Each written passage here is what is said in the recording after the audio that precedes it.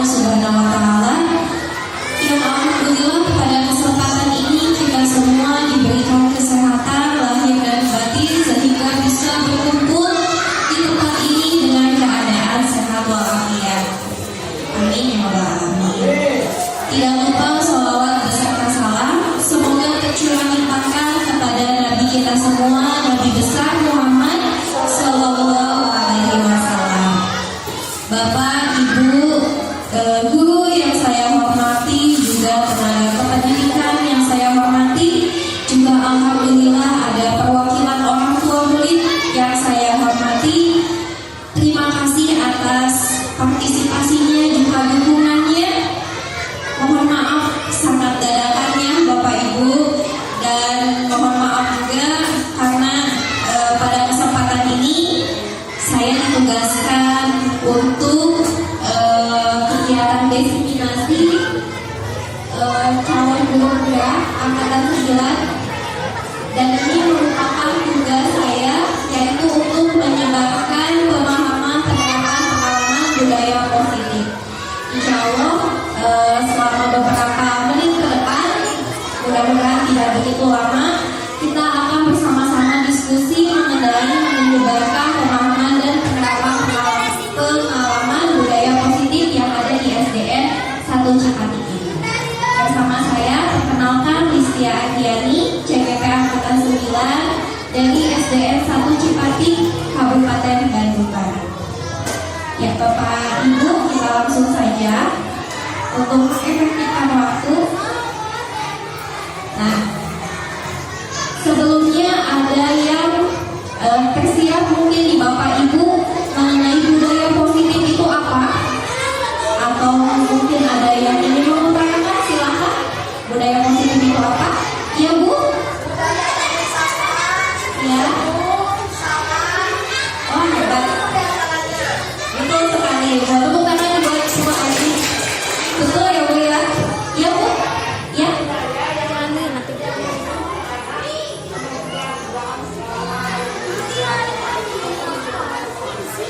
Oke, sangat tepat sekali. Betul ya Bu ya jawabannya. Itu dia budaya positif. Jadi budaya positif itu diharapkan dapat menciptakan atau mencerminkan kebajikan dan nilai keyakinan yang baik di suatu sekolah. Seperti contohnya seperti ini ya Bu. Kenapa sih di suatu sekolah itu harus ada budaya positif? Saya itu dari pedesaan, bukan dari perkotaan ya Bu ya. Saya itu orang desa. Ketika waktu SMP, saya itu ingin ingin sekolah, mencari sekolah yang betul-betul mempunyai nilai budaya positif atau ciri khas dari sekolah itu. Saya mencari dan saya tertarik dengan salah satu sekolah di SMA negeri di Kota Bandung, dan saya sangat tertarik dengan budaya positif itu. Nah, jadi budaya positif itu bisa menjadi salah satu ciri khas sekolah kita. Misalnya nih, wah saya suka dengan SDN 1 Cipati karena anak-anaknya sopan santun yang ada. Nah itu merupakan budaya positif yang ada di sekolah, dan itu bisa menjadi ciri khas dan nilai jual untuk sekolah itu sendiri. Dan mudah-mudahan di kegiatan ini kita bisa menciptakan budaya positif asal gajah yang ada di SDN 1 Cipati ini. Nah itu. Kemudian Bapak Ibu, di sini juga budaya positif itu ada konsep-konsep intinya. Apa saja? Yang pertama ada perubahan paradigma belajar. Yang kedua disiplin positif. Yang ketiga nilai-nilai kebajikan. Yang keempat kebutuhan dasar manusia. Kelima motivasi perilaku manusia. Keenam posisi kontrol dulu. Yang ketujuh adalah keyakinan kelas, dan yang terakhir adalah segitiga restitusi. Nah ini semua akan kita bahas hari ini satu persatu. Kita langsung saja ke pembelajaran dengan paradigma baru. Nah, Bapak Ibu, sebelumnya saya pernah mengutarakan bahwa kita itu menuju pada pembelajaran Ki Hajar Dewantara. Bapak Ibu masih sudah tahu ya Bapak Ki Hajar Dewantara itu siapa? Ki Hajar Dewantara itu adalah Bapak Pendidikan. Betul sekali, Bapak Pendidikan. Beliau itu yang sudah memperjuangkan pendidikan di Indonesia sejak zaman kolonial Belanda. Berkat beliau kita semua bisa sekolah. Tapi kalau misalnya tidak ada beliau, kita belum tentu bisa sekolah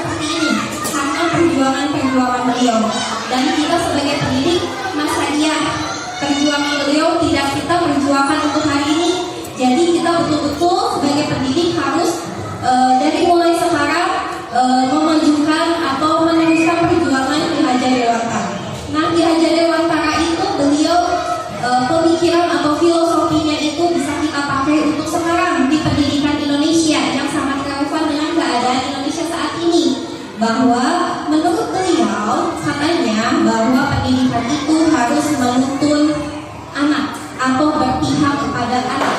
Artinya apa? Setiap anak itu Bapak Ibu sudah dibekali dengan kodrat alam dan kodrat zamannya masing-masing. Ada anak yang potensinya di A, ada anak yang potensinya di B, ada anak yang potensinya di C. Pendidikan itu atau mendidik itu sama halnya dengan kita menjadi petani. Kita punya benih cabai, kita punya benih kentang, punya benih kangkung. Kita tanam. Tidak mungkin si cabai itu kita tumbuhkan menjadi kangkung. Cabai itu pasti kita tumbuhkan menjadi cabai. Dan tugas kita sebagai pendidik itu menumbuhkan benih-benih itu menjadi benih-benih unggul, menjadi si cabai yang unggul, menjadi si kangkung yang unggul, menjadi si kentang yang unggul. Nah, itu tugas kita sebagai pendidik. Nah, itu sama dengan halnya pendidikan yang saat ini relevan dengan Indonesia, yaitu pembelajaran dengan paradigma baru. Pembelajaran dengan paradigma baru itu apa? Merupakan pembelajaran yang dirancang berdasarkan prinsip pembelajaran berdiferensiasi, sehingga para peserta didik belajar sesuai kebutuhannya berdasarkan tahap perkembangan sesuai teori psikologi modern untuk mewujudkan profil pelajar Pancasila. Jadi Bapak Ibu, kita diharapkan jangan memaksakan anak. Kalau anak itu tidak bisa menulis misalnya, kita jangan paksakan anak itu harus bisa menulis sama dengan yang lainnya. Tidak. Anak ada yang kemampuannya di menggambar, ada yang kemampuan atau potensinya di olahraga. Nah, kita sebagai pendidik harus mencari tahu nih, kira-kira potensi anak itu di mana? Benihnya itu benihnya apa? Apakah benih cabai? Apakah benih kentang? Nah, kita sebagai pendidik harus bisa menumbuhkan atau melihatkan potensi pada anak tersebut. Nah, itu pembelajaran dengan paradigma baru. Kemudian kita lakukan refleksi Bapak Ibu. Coba Bapak Ibu bayangkan ada sesuatu yang berharga di tangan Bapak Ibu. Misalnya, kalau saya ya, sesuatu yang berharga itu uang misalnya ya. Uang ada di tangan saya. Atau misalnya Bapak Ibu sesuatu yang berharga itu cincin karena pemberian dari suami atau pemberian dari istri misalnya ya. Cincin atau misalnya uang. Bapak Ibu bayangkan benda yang ada di telapak tangan Bapak Ibu kemudian genggam si barang itu dengan kuat. Nah, pertanyaannya, ketika Bapak Ibu sudah menggenggam kuat benda yang ada di tangan Bapak Ibu itu, jika ada seseorang yang menghasut Bapak Ibu, bukalah tolong si tangannya, Bapak Ibu akan membukanya atau tidak? Tidak. Suami misalnya yang menggodanya, bukalah misalnya, tidak akan dibuka? Tidak. Atau misalnya anak Bapak Ibu yang Bapak Ibu sayangi, tolong dong buka tangannya, akan dibuka atau tidak? Jawabannya pasti bervariasi ya. Kalau saya misalnya, saya akan membuka kalau misalnya tangannya sudah pegel Bu, saya pasti akan membukanya. Tapi kalau misalnya tangan saya masih kuat menggenggam yang berharga itu, saya pasti akan genggam kuat. Nah, tapi kesimpulannya bahwa yang mengontrol diri Bapak Ibu untuk menggenggam tangan itu adalah diri kita sendiri, bukan orang lain. Jadi kita itu ketika misalnya mau melakukan sesuatu, semua kontrol ada dalam diri kita, bukan dari orang lain. Nah, seperti itu. Kemudian, nah kita akan beralih nih ke teori kontrol. Yang pertama adalah ilusi guru mengontrol murid. Yang kedua adalah ilusi bahwa semua penguatan positif, efektif, dan bermanfaat. Yang ketiganya adalah ilusi bahwa kritik dan membuat orang merasa bersalah dapat menguatkan karakter. Yang kelima adalah ilusi bahwa orang dewasa memiliki hak untuk memaksa. Nah, kita akan lihat satu persatu. Yang pertama adalah pada dasarnya, yang pertama itu ilusi guru mengontrol murid. Pada dasarnya kita tidak dapat memaksa murid untuk berbuat sesuatu jikalau murid tersebut memilih untuk tidak melakukannya. Walaupun tampaknya guru sedang mengontrol perilaku murid, hal demikian terjadi karena murid sedang mengizinkan dirinya dikontrol. Saat itu, bentuk kontrol guru menjadi kebutuhan dasar yang dipilih murid tersebut. Teori kontrol menyatakan bahwa semua perilaku memiliki tujuan, bahkan disebut perilaku yang tidak disukai. Nah, Bapak Ibu jadi kesimpulannya bahwa kalau kita meminta murid itu melakukan A, kalau misalnya muridnya tidak mau, kita tidak bisa memaksa si murid untuk melakukan A. Kecuali kalau misalnya diri muridnya itu tahu bahwa A itu baik, oke, saya lakukan. Nah, itu pun bukan kita yang mengontrol, tetapi atas izin muridnya itu sendiri. Itu merupakan ilusi guru mengontrol murid. Kemudian yang kedua adalah ilusi bahwa semua penguatan positif efektif dan bermanfaat. Penguatan positif atau bujukan adalah bentuk-bentuk kontrol. Segala usaha untuk mempengaruhi murid agar mengenali suatu perilaku tertentu adalah suatu usaha untuk mengontrol murid tersebut. Dalam jangka waktu tertentu, kemungkinan murid tersebut akan menyadarinya dan mencoba untuk menolak bujukan kita, atau bisa jadi murid tersebut menjadi tergantung pada pendapat sang guru untuk berusaha. Jadi kesimpulannya bahwa kita itu sebetulnya bisa mengontrol murid. Lebih baik apabila kontrolnya itu bersifat positif. Misalnya seperti ini, anak itu sering membuang sampah, sama kita pasti dikontrol. Nah, tolong jangan buang sampah. Si A tetap gak mau, saya mau buang sampah sembarangan Bu. Tapi kalau misalnya kita yang membujuk, nah kalau kamu membuang sampah nanti kelas kita akan kotor, nanti ada penyakit di dalam kelas, kemudian kamu bisa sakit. Nah, bujukan itu merupakan kontrol dari kita, sehingga murid mengizinkan dirinya untuk dikontrol sama kita. Nah itu ya. Kemudian yang keempat adalah ilusi bahwa kritik dan membuat orang merasa bersalah dapat menguatkan karakter. Menggunakan kritik dan rasa bersalah untuk mengontrol murid menuju pada identitas gagal. Mereka belajar untuk merasa buruk tentang diri mereka. Mereka mengembangkan dialog diri yang negatif. Kadang kalau sulit bagi guru untuk mengidentifikasi bahwa mereka sedang melakukan perilaku ini, karena seringkali guru cukup menggunakan suara halus untuk menyampaikan pesan negatif. Contohnya seperti ini Bapak Ibu. Misalnya, ketika murid itu susah untuk kita bujuk, nah kalau lagi pilek tolong pakai masker ya. Si anak gak mau pakai masker. Kemudian kita bujuk lagi, nah tolong pakai masker ya karena kamu sedang pilek. Si anak tetap tidak mau. Nah pada suatu hari ada temannya yang pilek, kemudian temannya tidak memakai masker dan dia tertular oleh penyakitnya. Nah itu bisa menjadi bahwa kritik membuat orang merasa bersalah dan bisa membuatkan karakter dia itu kuat. Nah dari kesalahan itu si anak mau memakai masker karena melihat temannya saat dia tidak memakai masker menularkan penyakitnya ke diri dia. Kemudian yang terakhir adalah ilusi bahwa orang dewasa memiliki hak untuk memaksa. Banyak orang dewasa yang percaya bahwa mereka memiliki tanggung jawab untuk membuat murid-murid berbuat hal-hal tertentu. Apapun yang dilakukan dapat diterima selama ada sebuah kemajuan berdasarkan sebuah pengukuran kinerja. Pada saat itu pula, orang dewasa akan menyadari bahwa perilaku memaksa tidak akan efektif untuk jangka waktu panjang dan sebuah hubungan permusuhan akan terjadi. Jadi di sini kita sebagai orang dewasa pasti akan bisa mengontrol murid-murid kita. Sebagai orang dewasa tentu kita harus bisa mempunyai power untuk bisa mengontrol anak-anak kita ke arah yang lebih positif. Nah, Bapak Ibu, kemudian dari teori kontrol tersebut, teori kontrol itu termasuk salah satu untuk menciptakan budaya positif di sekolah. Karena apa? Karena dari teori kontrol itu akan timbul perbuatan-perbuatan yang dapat diciptakan oleh siswa untuk mencerminkan budaya positif yang ada di sekolah. Dan dari teori kontrol tersebut kita ubah paradigma stimulus respon ini menjadi teori kontrol yang asalnya kebutuhan kita itu sama, kita ubah bahwa kebutuhan kita itu berbeda. Kemudian semua orang melihat hal yang sama, kita ubah dengan setiap orang memiliki gambaran yang berbeda.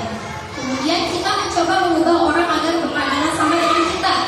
Nah, kita ubah dengan teori kontrol, yaitu kita berusaha memahami pandangan orang lain tentang dunia. Kemudian perilaku buruk dilihat sebagai suatu kesalahan. Nah, untuk teori kontrolnya semua perilaku memiliki tujuan.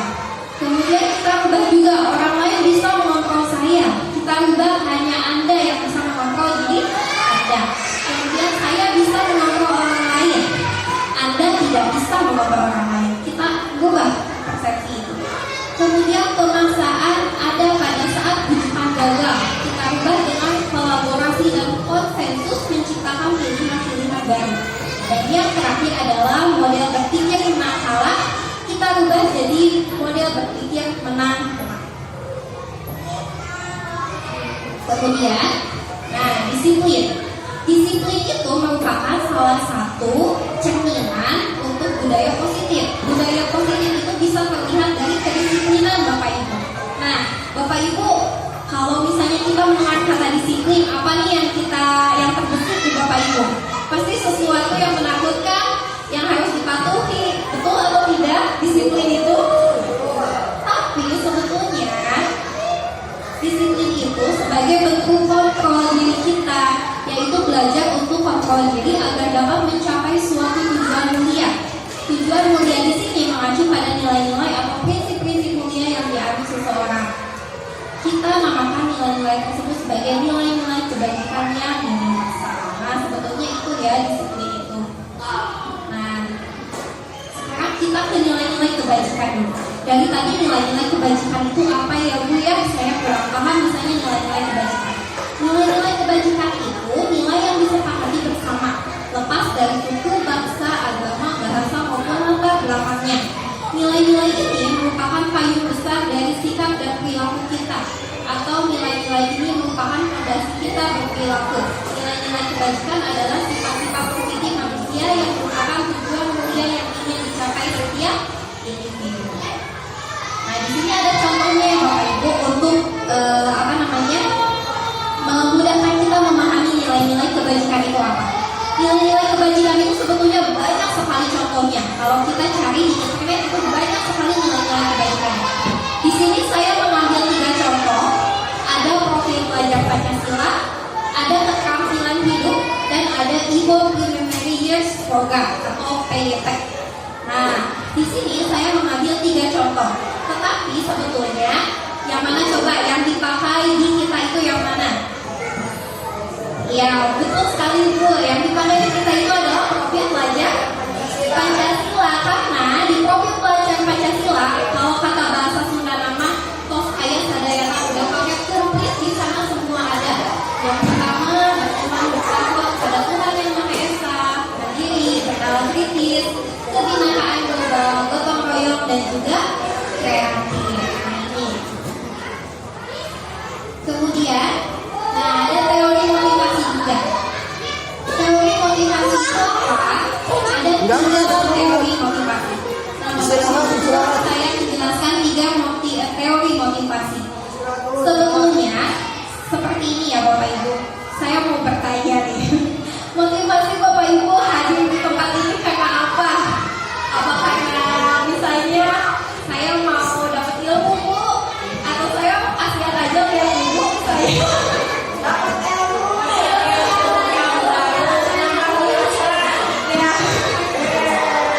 Ya, sebetulnya saya mengucapkan terima kasih ya Bapak Ibu karena mengerjakan ini tuh betul-betul perjuangan kalau menurut saya, sampai saya tuh beberapa hari tidak tidur gitu ya, sampai ya mata tuh betul-betul berlinang-linang gitu Bapak Ibu ya.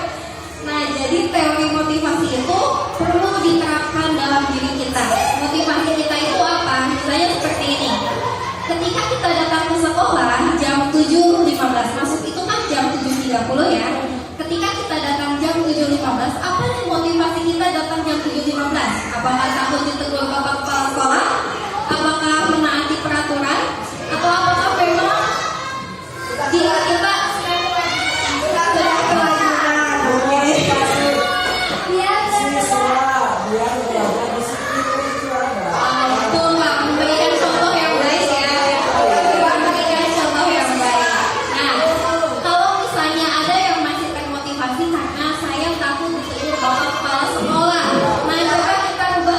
kita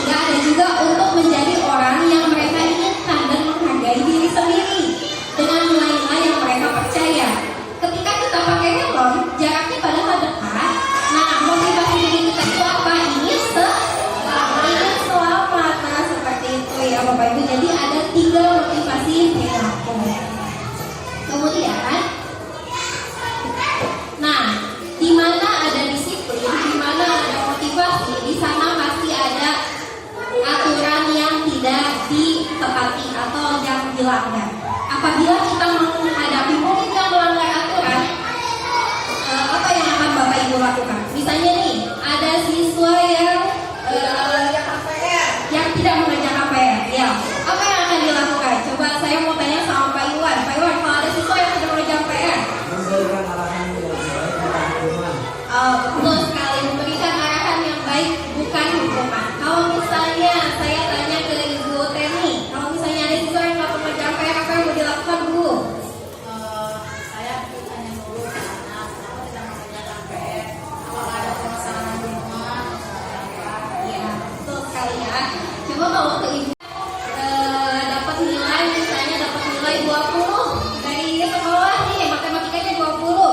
Ibu saya mau tanya ke mamanya Hafiz, apa yang akan dilakukan ke putranya?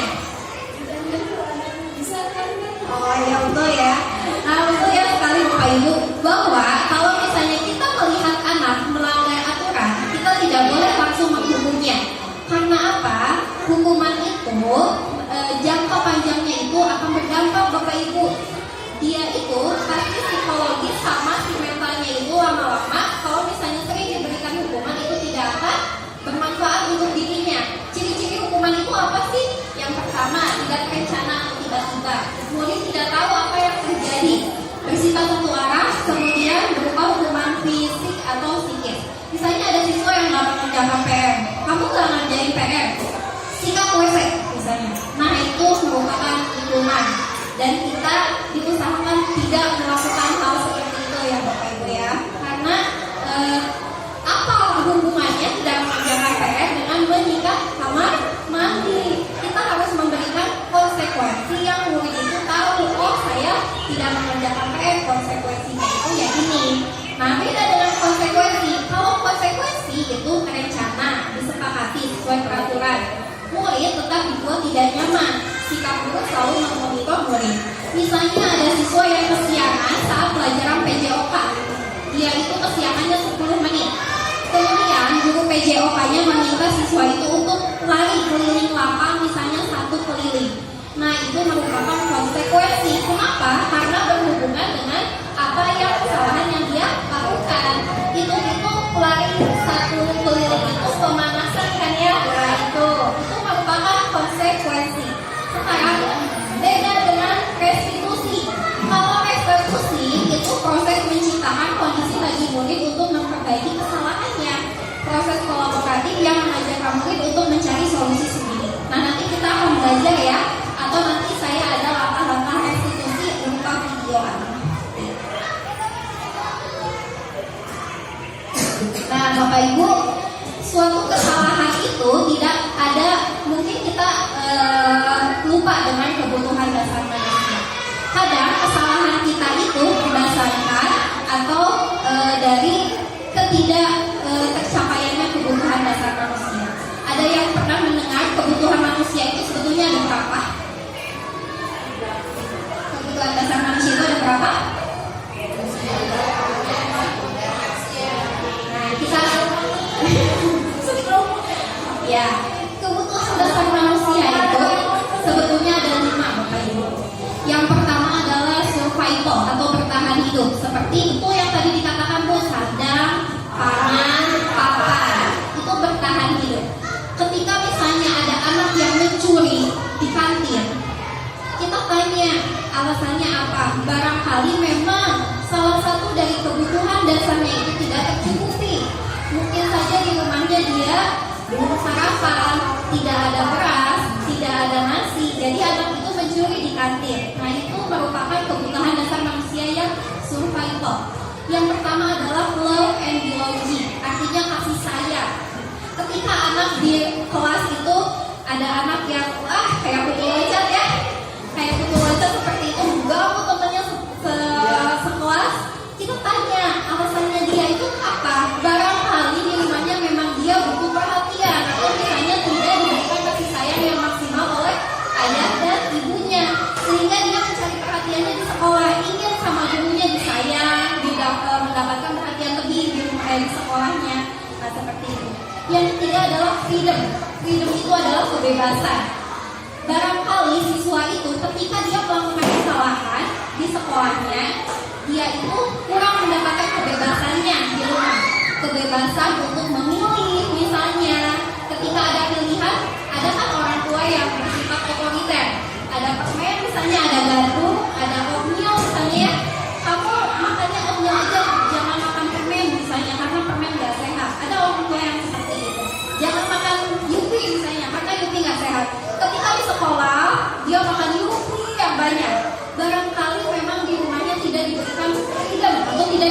kebebasan untuk memilih, tidak mandiri. Kemudian ada lagi fun. Fun itu kesenangan. Ada anak yang mencoret-coret buku temannya. Barangkali ketika kita mengajar, kita itu bosan ngajarnya, jadi dia itu butuh kesenangan untuk belajar. Nah itu. Dan yang keempat adalah power. Power itu adalah rasa diapresiasi, kekuatan, rasa ingin diterima. Ketika dia punya suatu keberhasilan, manusia itu butuh diapresiasi. Wah, kamu hebat. Wah, kamu bagus. Nah, seperti itu. Itu 5 kebutuhan dasar manusia. Kemudian, nah kita akan beralih ke keyakinan kelas ya. Karena keyakinan kelas itu merupakan salah satu untuk menciptakan budaya positif di sekolah atau di kelas. Nah, mengapa keyakinan kelas? Yang saya tahu bukan keyakinan kelas, tapi peraturan kelas atau tata tertib kelas. Nah, sekarang kita ubah peraturan kelas itu menjadi keyakinan kelas atau yang lebih positif untuk kelas kita. Ciri-cirinya apa untuk keyakinan kelas? Keyakinan kelas itu bersifat lebih abstrak daripada peraturan yang lebih rinci dan konkret. Kemudian yang kedua adalah keyakinan kelas berupa pernyataan-pernyataan universal.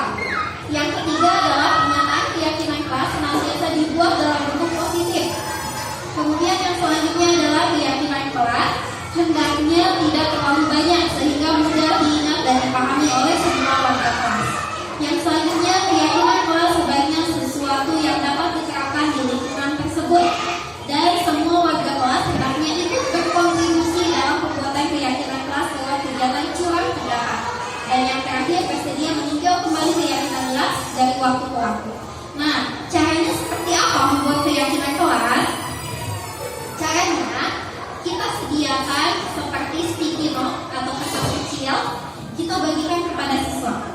Kira-kira siswa itu nyaman berada di kelas itu jika situasi kelas itu seperti apa? Nanti itu siswa beragam menuliskannya. Ada yang menuliskannya tidak ada yang lari-lari di kelas, tidak ada yang teriak-teriak di kelas. Nah, berarti ketika siswa mengungkapkan itu, dia nyaman ketika di kelasnya itu terasa tentram. Nah, itu cara membuat keyakinan kelas. Kita kumpulkan pendapat-pendapat dari semua siswa tersebut. Kemudian setelah kita kumpulkan, kita rubah menjadi kata-kata yang positif. Misalnya, tidak lari-lari di kelas. Kita rubah berarti di sana membuat kelas terasa nyaman. Nah, seperti itu. Di sini ada kita lihat beberapa peraturan dan kita tentukan nilai apa yang ingin dituju dari peraturan tersebut. Tadi kita sudah belajar kan nilai-nilai kebajikan. Nah, kita lihat nih nilai-nilai kebajikan apa yang sebetulnya ingin dituju dari peraturan kelas. Yang pertama adalah kembalikan barang ke tempatnya. Ada yang membuat peraturan kembalikan barang ke tempatnya. Sebetulnya nilai kebajikan apa yang dituju? Ada yang tahu? Jawabannya adalah iya betul, bertanggung jawab. Nah ini ya, berarti kita buat keyakinan kelas yang ada kata-kata bertanggung jawabnya agar lebih diingat oleh siswa dan mengandung kata-kata yang positif untuk siswa. Kemudian yang keduanya adalah dilarang mengganggu orang lain. Kira-kira nilai kebajikan apa yang dituju dari dilarang mengganggu orang lain? Lihat ya, jawabannya adalah saling menghormati. Kemudian ada juga peraturan kelas hadir di sekolah 15 menit sebelum pelajaran dimulai. Bapak ya, nilai kebajikan yang ditujunya adalah menghormati orang lain atau komitmen. Nah, sekarang kita beralih ke 5 posisi kontrol group. Kalau tadi kita sudah bahas nih, kalau misalnya ada anak yang melakukan kesalahan, kita mau melakukan apa? Alhamdulillah rata-rata di SDN 1 Cipati gak ada ya yang mengutarakan dihukum gitu. Karena hukuman itu rentan ya Bapak Ibu, apalagi zaman sekarang kita harus berhati-hati untuk menentukan hukuman kepada anak. Nah, di sini ada 5 posisi kontrol guru. Mana nih posisi kita yang harus kita capai itu yang mana? Yang pertama adalah kita punya kasus. Kasusnya adalah siswa tidak memakai atribut lengkap saat upacara. Misalnya di suatu sekolah itu ada aturan saat upacara harus memakai atribut yang lengkap. Nah, posisi kontrol apa nih yang akan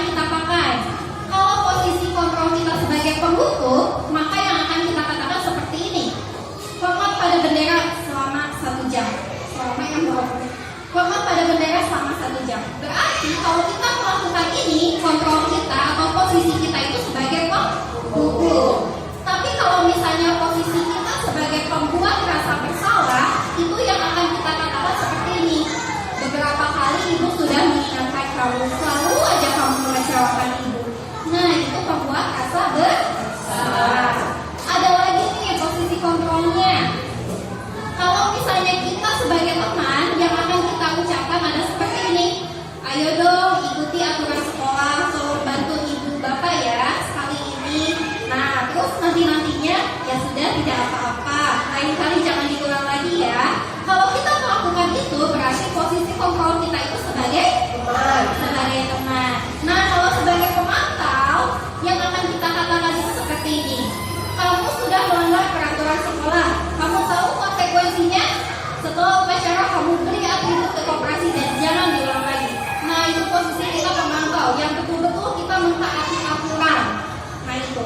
Dan apa yang posisi kontrol yang lebih ideal untuk kita? Sebetulnya posisi kontrol ideal untuk kita itu adalah sebagai manajer. Apakah kamu tahu kesalahanmu? Kira-kira bagaimana kamu memperbaiki kesalahanmu? Nah, ini yang seharusnya kita lakukan sebagai pendidik kalau misalnya kita melihat ada peserta didik kita yang melakukan kesalahan. Ada tiga restitusi. Ini materi terakhir ya Bapak Ibu. Nah, tadi setelah di posisi manajer ini, apakah kamu tahu kesalahanmu? Kira-kira bagaimana kamu memperbaiki kesalahanmu? Sebetulnya di posisi kita sebagai manajer itu ada tahapan-tahapannya. Apabila kita ada kasus yang besar, misalnya ada kasus yang betul-betul harus ditangani, maka yang harus kita lakukan adalah melalui pendekatan segitiga restitusi. Segitiga restitusi itu apa Bapak Ibu?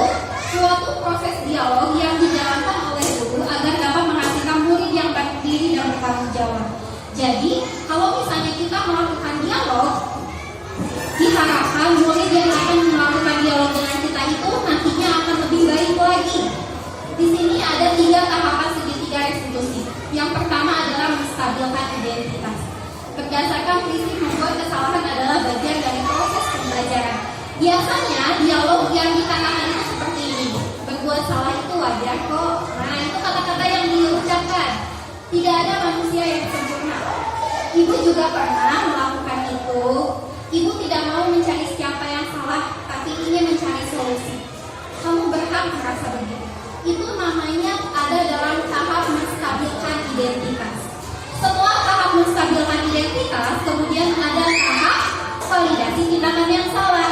Nah, dari sini kita beranjak ke tahapan berikutnya, yaitu dengan prinsip berdasarkan prinsip setiap perilaku berupaya memenuhi suatu kebutuhan kamu. Biasanya dialog yang dikatakan seperti ini. Kamu pasti punya alasan mengapa melakukan itu. Padahal kamu bisa melakukan hal yang lebih dari ini ya. Kamu patut bangga karena telah melindungi sesuatu yang penting bagi. Dan yang tahap ketiga adalah menanyakan keyakinan. Biasanya dialognya itu apa keyakinan kelas kita, nilai-nilai apa yang telah disepakati bersama, seperti apa gambaran sebuah kelas yang ideal menurut kamu ingin menjadi orang seperti apa? Nah ini, di sini saya ada contoh video untuk segitiga restitusi ya Bapak Ibu.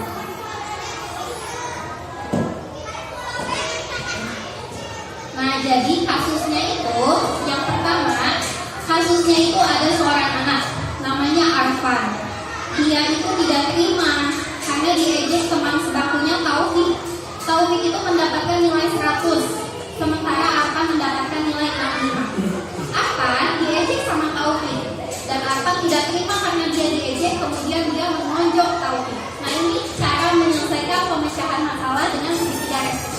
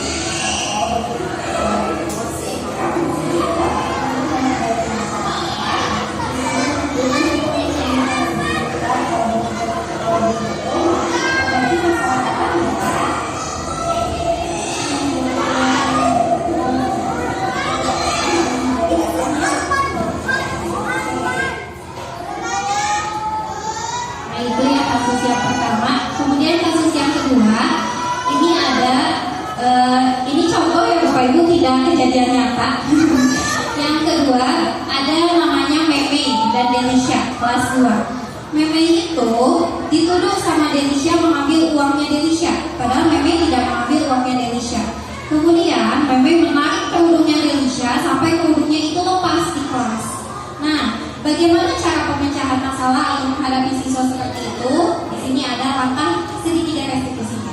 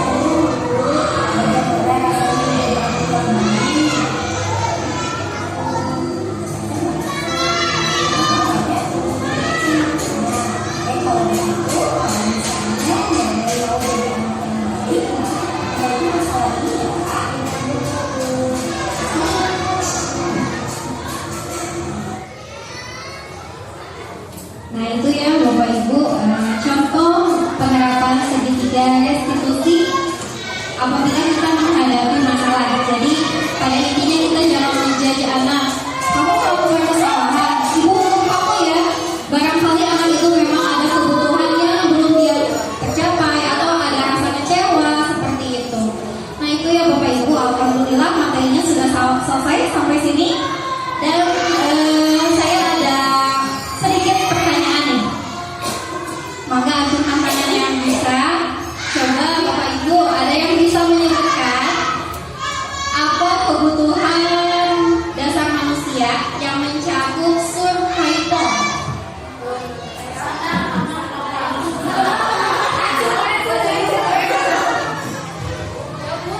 Sana, pangan, papan. Iya betul sekali.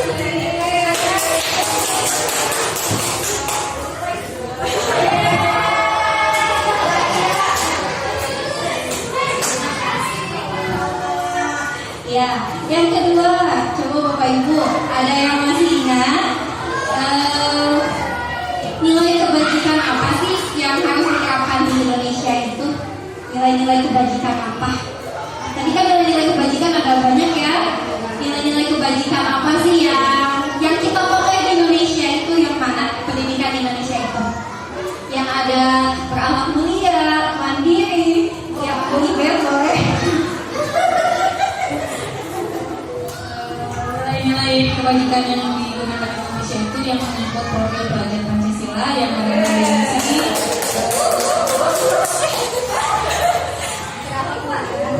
Mulia, mandiri, kreatif,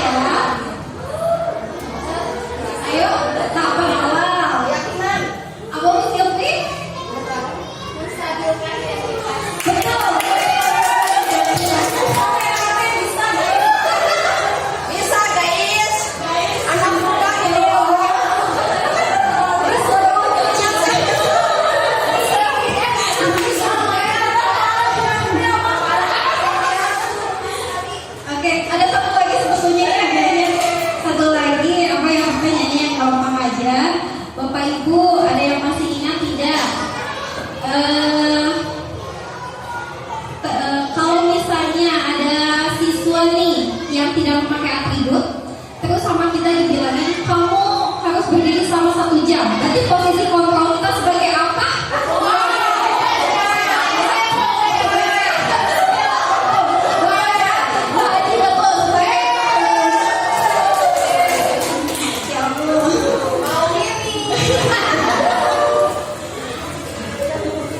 Ya, alhamdulillah Bapak Ibu, mudah-mudahan apa yang disampaikan materi hari ini bisa bermanfaat untuk kita semua. Amin ya rabbal alamin. Terima kasih atas partisipasinya, atas bantuannya.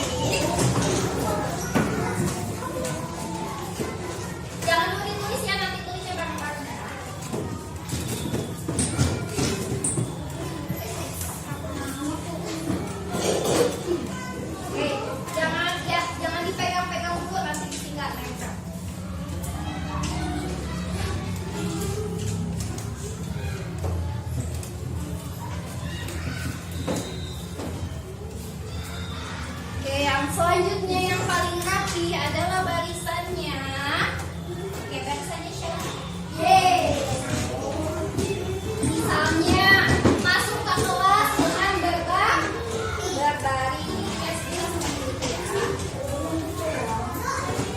Ya, yang paling apa ya?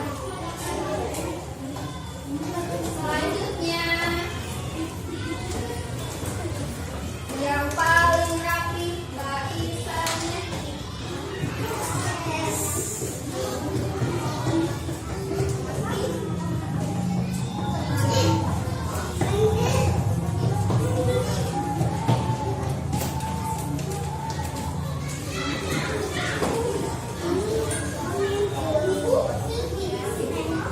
Nanti kita tempelnya di papan warna kuning. Misalnya mengerjakan PR seperti itu ya, peraturan kelas itu datang tepat waktu, tidak ada yang berantem, tidak ada yang mengambil barang orang lain sembarangan. Ya, silakan kalian tulis peraturan yang ingin kalian terapkan. Stop, waktunya 10 menit.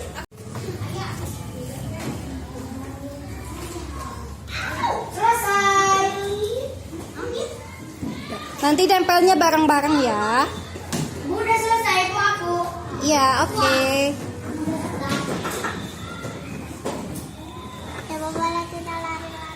Boleh, boleh sayang. Pakai namanya, Bu. Boleh sayang pakai mama. Tulis itu. Bukan, kamu menginginkan peraturan apa di kelas ini? Misalnya tidak ada yang lari-lari.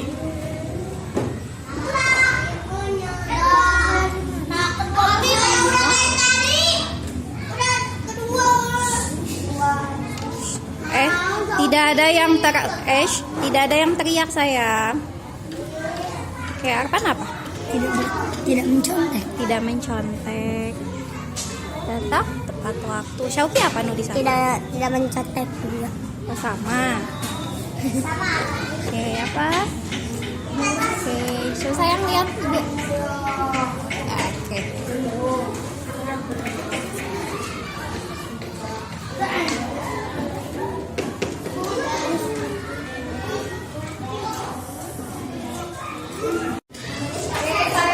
Sudah selesai? Sudah. Ya, satu aja. Siapa yang sudah selesai? Aku. Oke, yang sudah selesai dari barisan Arpan dulu boleh tempel di yang kuning.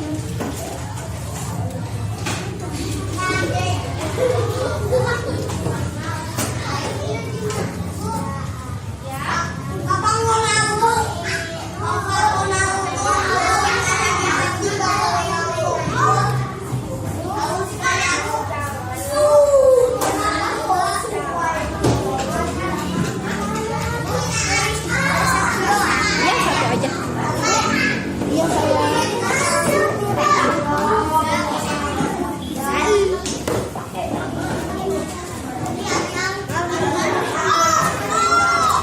Oke, baris mana yang sudah selesai? Silakan barisannya Abian terlebih dahulu. Tempelkan.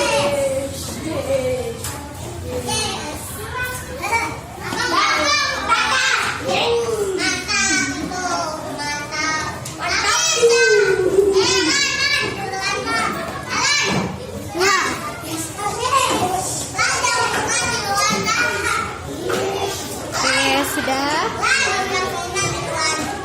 Sekarang barisannya Sheryl, silakan.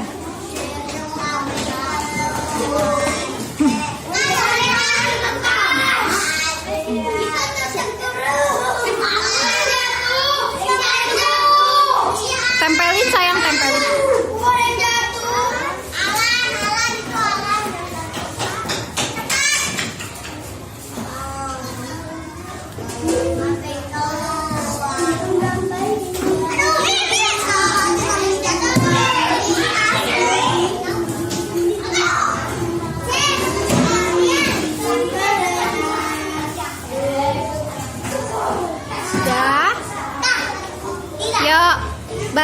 Alasannya Akmal silahkan. Apa di sini aja? Di sini.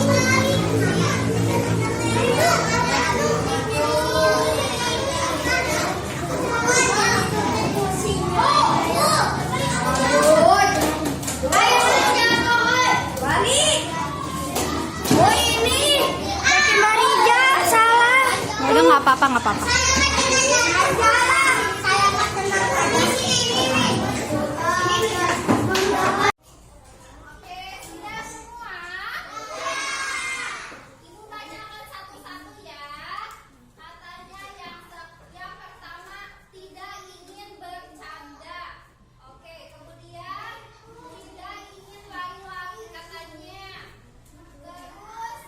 Tidak boleh bertengkar.